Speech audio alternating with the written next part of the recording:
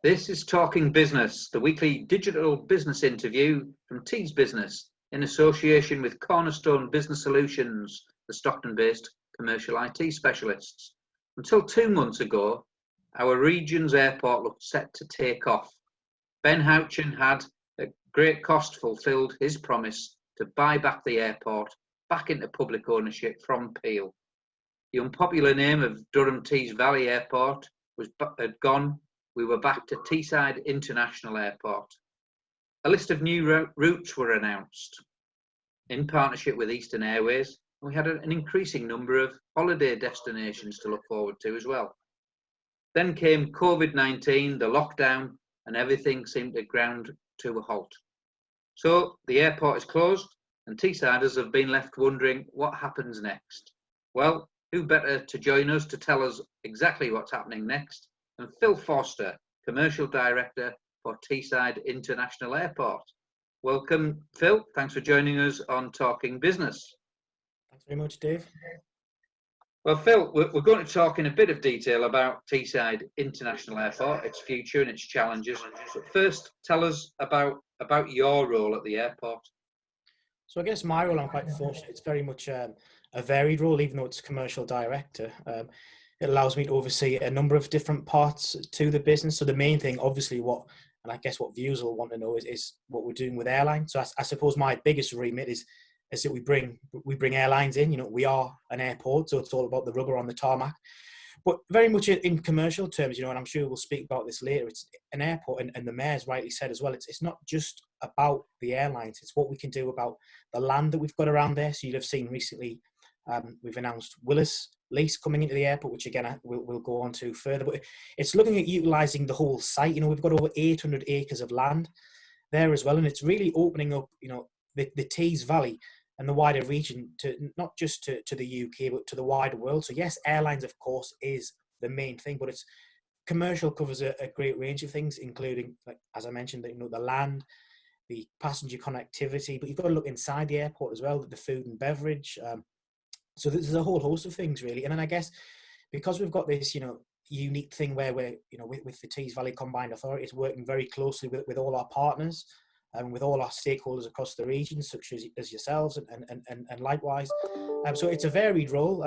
There's 3 directors in the airport, myself, Sean Woods, who's the operational director, and we've got Martin Perks, who is the finance director. And between the 3 of us, we oversee the full operation. We're going to go into a bit more detail about this later, but I mean, for some people that I've spoken to, they've wondered, well, is this the end of the dream for the resurrection of the airport? And I'm getting the impression from you that that's far from the truth. I think definitely. I think what you alluded to at the start is, you know, the airport was starting to take off, and I'll say absolutely it will continue to do so. We're in a horrible situation at the minute, but it's not just Teesside Airport. It's not just the Tees Valley region. It's the world. So, you know, we're all in unprecedented times. But I think, you know, I keep alluding to Willis Lease that we've just mentioned. That's a huge deal and a real coup for this region to bring in such a huge American firm. And, you know, obviously for commercial reasons, I can't go into other detail, but we're not resting on our laurels here. There's a lot more work going on behind the scenes. So, look, we need to get out of this position, and it's not nice for anyone at the minute. But Teesside, the airport, certainly is in a good state, and we will certainly be looking after it the right way. But the big thing is, you know, the momentum has stopped, we could say, but like I say, it has for everything. But there's a very bright future still for this airport, I assure the people of the Tees Valley. Brilliant. That's the message that we certainly all want to hear. Now, I guess there'll be people sitting here. There'll be some people that know you very well, Phil. Some people that might have heard you speak before at local events, and others that don't know you. So can we find out a little bit behind your background? Now, I know you're very experienced in airports, but before airports, I believe you were in professional football, not alas as a member of the Premier League team, but in the background, a backroom team for Tony Mowbray's Middlesbrough, and also in the media team at Newcastle. Is that right? Yeah, so I started a long time ago. In terms of the TV world of things, you can see I've got a face for radio now, so it's probably good that I'm not involved in that. But yeah, I used to. Obviously, football is a big passion of mine, and when I started out, I ended up going to Middlesbrough Football Club through Steve Agnew. He at the time was the under-21s coach there alongside Tony Mowbray. They took me in there, and I was the what's known as the looking after very much all the performance analysis. So the time I was there, it was a very interesting time because you had the likes of Adam Reach, who's now at Sheffield Wednesday, Charlie Wyke, who's now at Sunderland, of course. And I guess the main one that all Borough fans, I guess, would relate to is Ben Gibson. Fantastic group of lads that they've got there. And I've got a real soft spot for Middlesbrough during the time that I was there. Fantastically well-run club.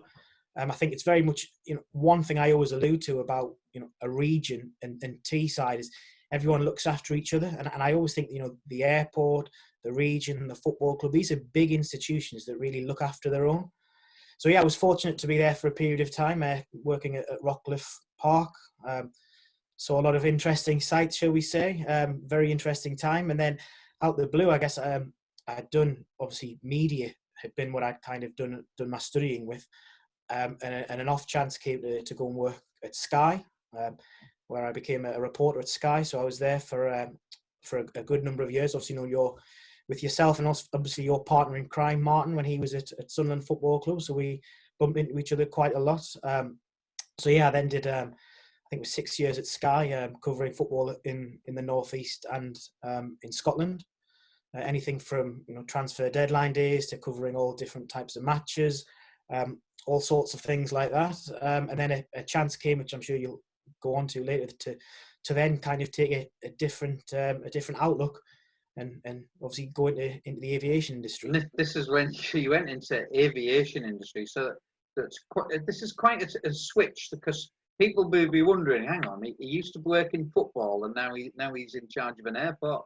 So tell us, how did that start? How did you first go into the aviation industry?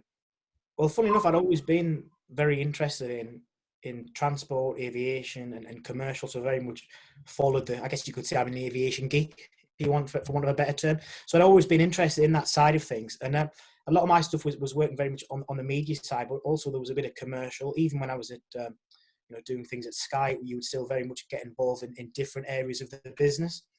And then what happened is, I guess I was at Sky at the time, but then I saw an opportunity for a job at Newcastle Airport. That was again looking after the very much the media and the public affairs side of things. Really did fancy a change of scenery at the time. It was very much when the media was changing, and Dave, you'll know about this, how you look at what's happening to newspapers and media and everything's on social media. So it's a very difficult industry anyway to really adapt to and to grow further in. So the job came up at Newcastle Airport, went for that, very fortunately got that. Spent a wonderful time there, very much again looking on the media and the public affairs, but because of the people there, especially the chief executive at the time, David Laws, allowed me to get into the commercial aspects of the business, just to learn a bit more about the wider airport side of things. Because airports, people think, it's not just about the commercial trying to bring aircraft in, it's also, you've got to look at the operational things, you've got air traffic control, you've got fire. There's a lot of things that go on behind the scenes. And of course, the big thing as well is the likes of, the stakeholder engagement, the political angle, all of these things that people obviously don't see what goes on behind the scenes. So yeah, I was at Newcastle Airport, had a fantastic time there. And then from there I went with David Laws, he retired for a period at Newcastle Airport, but then he cropped back up at Leeds Bradford Airport, to which I got the call from him to ask him would I go down there and join him. So I then spent another few years down in Yorkshire, where I was head of aviation development and corporate affairs. So that one really did allow me to get a good grounding for the commercial aspect in aviation, dealing with the airlines, looking at the negotiation side, not just on airlines, but in terms of the F&B and what goes on. As I said, I had a fantastic time there, and then obviously I now find myself in Teesside. You've completed the hat trick. So you've gone north, then you've gone south, and now you've come back to the medium. And you've been at Durham Teesside International Airport how long now? Well, I'm going to correct you. I've been at Teesside International Airport. Sorry, did I say Durham? See, I can't get out of the knack of it. Well done, Phil. You could say, look, I guess I could say save the best to last. Yeah, I'm probably trying to get a testimonial at different airports, I think. But, airports are fantastic assets. The two airports that I've worked at beforehand, they're great assets for their region. The fact is now I'm at Teesside, and it's there's a huge job to be done there. But I think the opportunity, people, everyone who meets me will say about talking about the enthusiasm, the passion that we have for this project.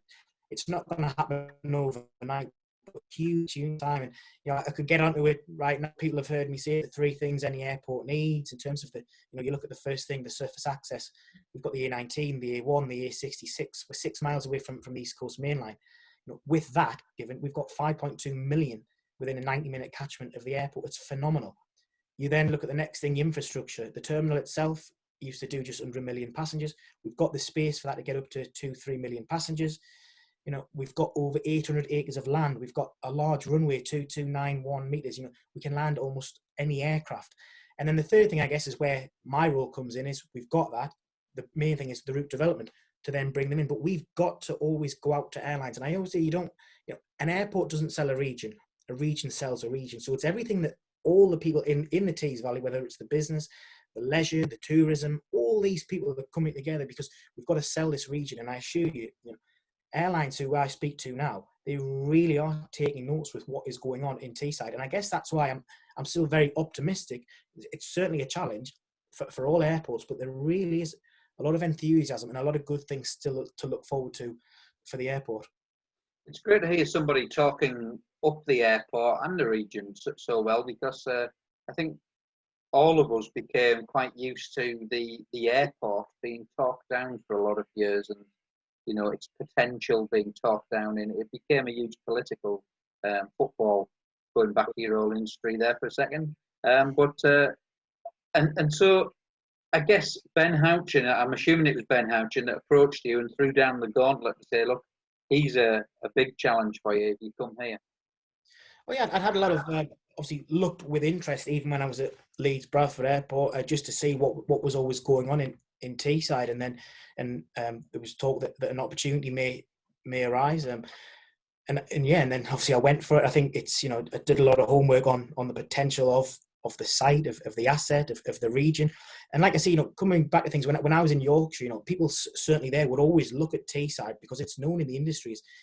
It was getting ready to take off because it had all the three things that I said about, especially the surface access and the infrastructure. If someone really got a hold of it and wanted to invest in it, it could become such an asset. And that's kind of, what really jogged my memories. I went to MIPIM, which is an international development property conference that's in France every year. And I went as part of the Yorkshire delegation there. And I just suddenly got talking to people and I realized that two of the huge assets that Teesside already has is the South Tees development and the airport. We have two monumental opportunities to sell the region, two huge assets. And that really hit me while I was there, because this was other regions, but no regions had anything of the same magnitude that we've got to offer. So now it's a case of, as I say, you can always look at it with glass half empty or half full. I always say we have some fantastic assets, some fantastic businesses, some fantastic skills, business in this region. And I guess, you've got being led by the mayor, but you've got the combined authority. I think it's very much that, Teesside is looking up now. And I think we had the This is Tees Valley event at the airport. And what I like is now is, with Tees Valley is shouting not just to the converted, it's telling other people around the country what's going on here. So it really is an exciting time. And I'll probably continue to say that all the time, but there is so much going on. Yes, this is a difficult situation that we're in, but none of us are resting on our laurels here. We've got to still, work is still being done so that when we come out of this, we're in a fit state to carry on driving forward. Yeah, I mean, we're going to talk about the impact of COVID in a moment, but what strikes me, and it is something that people do say to me from time to time, is how and you're in the perfect position now to reflect on this, is that how can little old Teesside Airport compete with two relative giants in either direction, Newcastle one way and Leeds Bradford to the other way, and you've alluded to that just how many, what your potential market is, and it's much bigger than people imagine. Absolutely. So you can turn it on its head, really. You can say, well, why is Newcastle and why is Leeds Bradford thriving? But really, they're thriving because over the years they've pulled traffic away from Teesside. I remember how many times I've been in when I was working at Newcastle Airport. I remember seeing Grant Ledbetter carrying his golf clubs once coming back through while he was Middlesbrough captain. Now, the amount of Middlesbrough shirts I've seen flying through. I remember being at Leeds Bradford seeing Hartlepool United shirts. People in Teesside, as far as I'm aware, like to travel and go away. The fact is they want to support their local industry, but they haven't had a chance to. And that's what we've now got to give people, that opportunity. But we can't, again, we've got to also, however, we'll get one shot at this. We've got to also, as much as when we bring the routes in, we've got to give the right passenger journey, excellent customer service. And the big thing it always will come down to is value for money. But as I alluded to earlier, why can Teesside thrive? Quite simply, the main thing that any airline will look at is, okay, what's your catchment area? Now, we have such a huge catchment area, and we've got to really, utilize that potential, which ultimately you'll see that we're really trying to do. So after years of decline under the previous owners, Peel, the aim was to relaunch our region's airport, make it more successful than it had ever been, with a 10-year plan. We'll get on to how COVID has impacted on the plans next, but say by middle of March, what was the picture? How would you say, where were we at in terms of the big plans and development for the airport? Well, I'll go into as much detail as I possibly can, but there's discussions were at a very good stage and continue to be, albeit COVID's put things slightly back, shall we say, because airlines are having to deal with the current issues in terms of summer 20 capacity. But there was discussions with other airlines. We were getting ready, obviously, we just started the flights to Belfast and to Dublin and to Southampton, which are doing very well. I guess the main one as well, we were getting ready for the London City service that would have started in April, which again would have been very, very good for the region. A double daily service getting you bang into the heart of London. People were excited about that as well, weren't they? Absolutely. And I've got to say as well, the team down at London City as well, they were very excited. And we still keep having the conversations with the team down there because we want to get this route back up and running at the right time when it's safe to do so. And I guess the other ones, which was interesting, of course, was we were getting ready to have Mallorca flights would have been starting. And obviously we would have had the Alicante as well. Now, at the minute, we have to carry on following the government advice, the guidelines, things keep changing. But, the big thing, like I say, Teesside's really on the map now, the airport, for that we were gaining a lot of traction. We brought in a lot of new routes, some of it domestic, but yes, also some of it in terms of, overseas, going, as I've mentioned, to the likes of Mallorca and Alicante, and of course we've got the Borgas. So it's very much now looking that we are starting to be able to offer very much that package holidays as well, and effectively giving people what they want in terms of being able to go to, whether it is on holiday to Mallorca, to Alicante, and as you grow, as you show there is a market there, other airlines will then be interested and want to come in. What is the reality of the current situation? Because obviously, I think it is just 2 months ago. It feels like a lifetime ago, but it's just 2 months ago we launched. This is Tees Valley magazine. I've got a copy here right in front of me. Just so happens we launched that magazine. Big event at the airport. And it was all about talking up our region, exciting opportunities with the airport right at the centre of it. And that's why, of course, we agreed that we would host you hosted it, but we had this great launch event at the airport. And things couldn't have seemed more exciting at that moment. And now it feels like for some people probably it's all gone a bit flat. But what is the actual reality? And I know that we're hoping this is as temporary as possible. But what's the reality where we are now?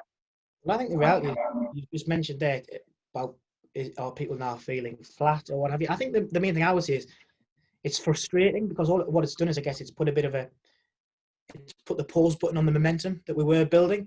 But it's not, as I say, this isn't just a case of it's just Teesside Airport or it's just the Tees Valley. This is happening all across the world. So we're all in this together. In terms of where does it leave us right now, we're obviously putting together a real robust action plan, the airport team, in terms of to make us ready for when we come out of this. That the main thing always will be to make sure the safety and security, ultimately the health and safety of our passengers and our staff. And we're adhering to the government guidelines. We're speaking to our current airline partners because ultimately, yes, we want to get the airport back open. We want to get airlines back in, including the routes that we've currently got. But we won't certainly ever put anything where it's not going to be a safe environment to do so. So we constantly have calls with the government.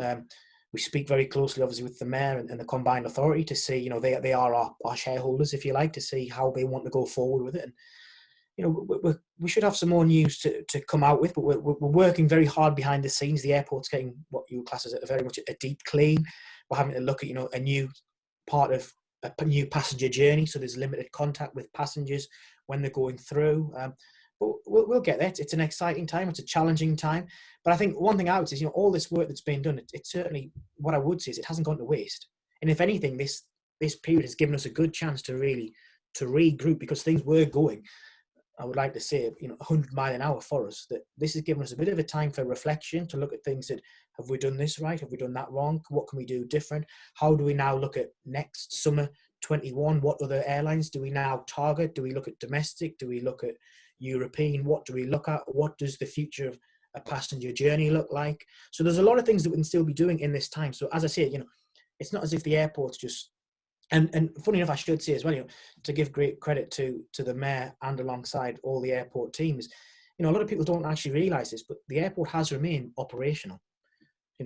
Monday to Friday, that airport is operational, and I've seen other airports getting publicity, rightly so, for this, but I can't speak on behalf of the other airports around us, but I think, Teesside is open longer than any of the other airports right now. And quite frankly, that's because, we have something with the military, with the COM operation, and we have medical flights. So, there's a team of people who are in there, there's security in there.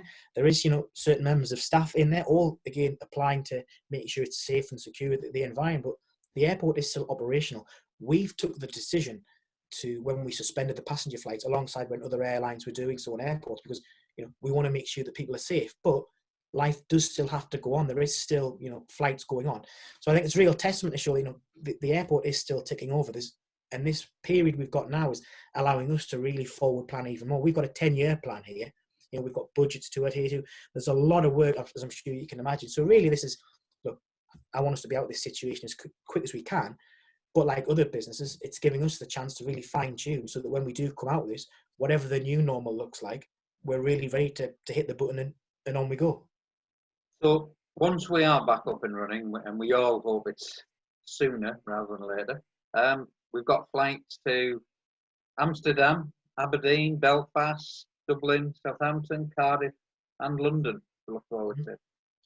Absolutely, and I think, there'll be a lot more now. Again, what the future of travel will look like, none of us know. Let's be honest. And I think you can look at how many times now people can do calls like this, such as having a Zoom call or a Teams call. So do people need to travel as much?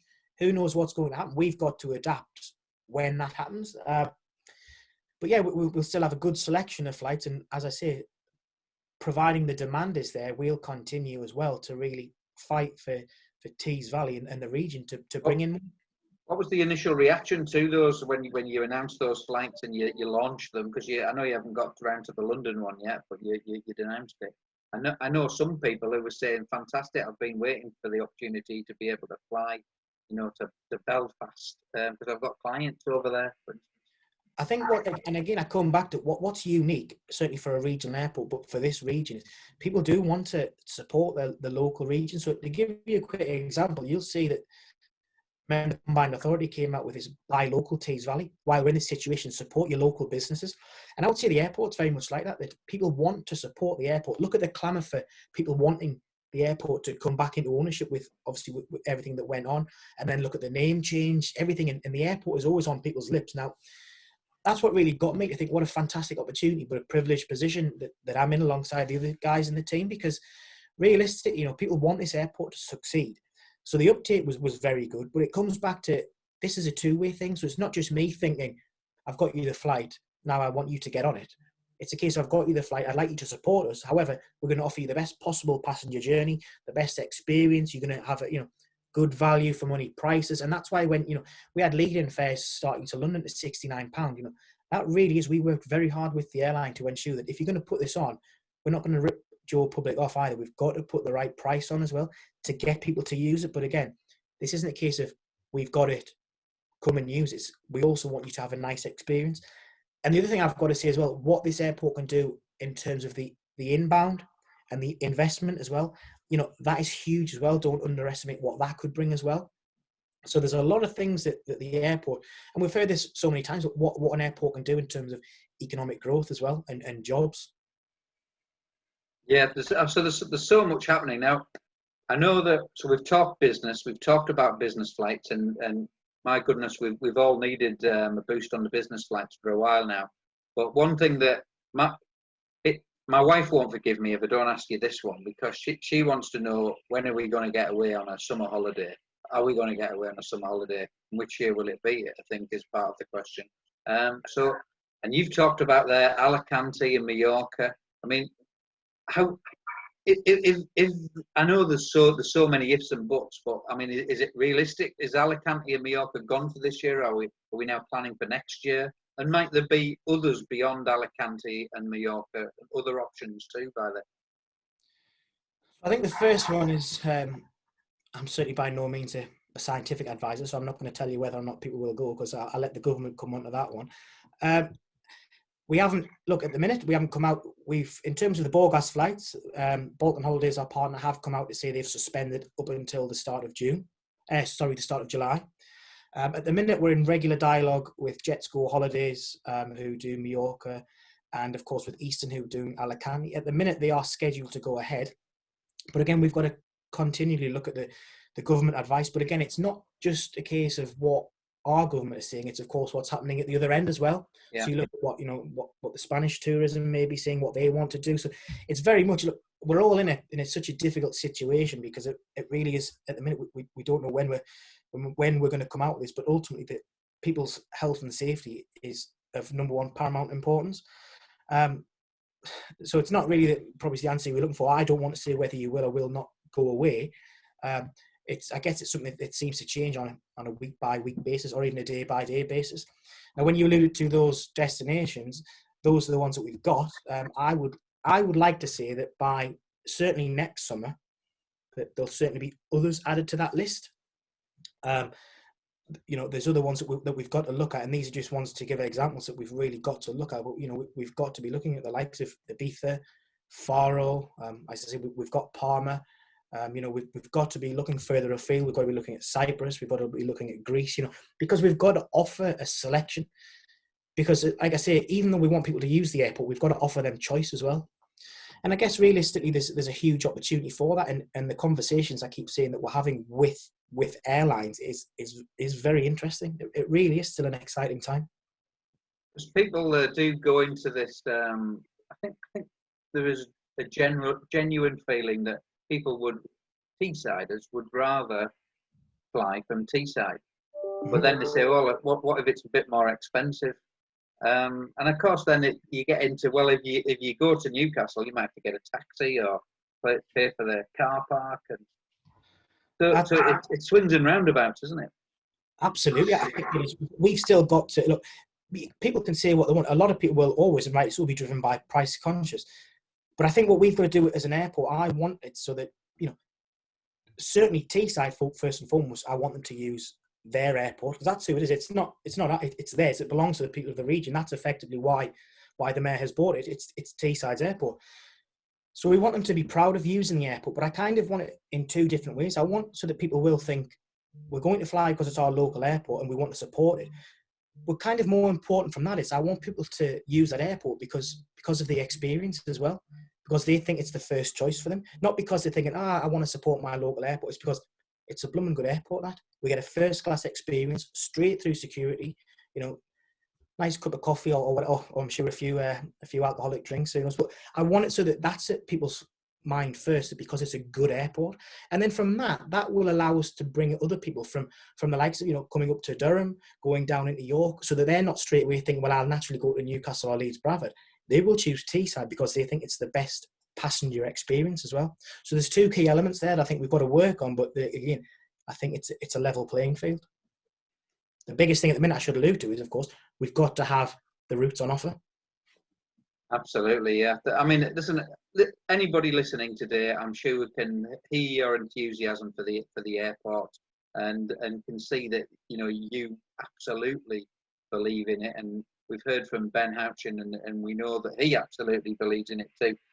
I'm going to ask you one last question, and that's, so if you've got one message to, and most of our listeners and viewers today are the business background, if you've got one message for the businesses of our region, what would that be in terms of the airport?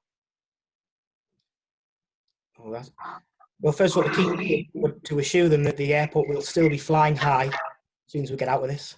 There's even a little bit of a pun for you on that. Very good. Yes. Yeah. That's the key message. It's going to be back. It's not gone away, and it will be back bigger than better than ever. Absolutely, we're in unprecedented times, but we've all got to work together. But a lot of the stuff that's going on, business continues to grow. Some of the stories that you've seen, and I guess I can use the example. Just last week for the airport, as I alluded to, we've announced Willis Lease, who are a huge aviation company, who have decided to come and set one of their main European headquarters in this region.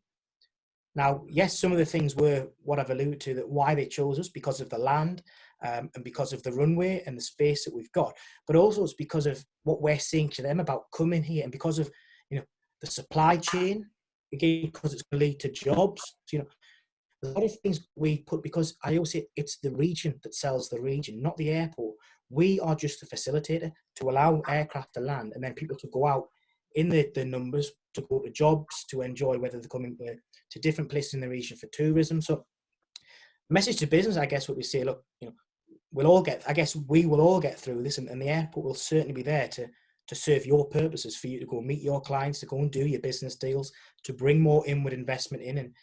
And we're all in this together, but to keep safe and onwards and upwards, shall I say. Brilliant. Positive message to end. Thank you, Phil. So that's all we have time for this week on Talking Business. Thank you to Phil Forster for joining us and providing such a fascinating insight on the challenges, but also the excitement that lies ahead for Teesside International Airport. And thanks again to Chris Petty and the commercial IT specialist Cornerstone Business Solutions for supporting this Tees business venture. Next week on Talking Business, I'll be joined by Jane Armitage of Jackson's Law Firm. So join us again then. In the meantime, stay safe and good luck.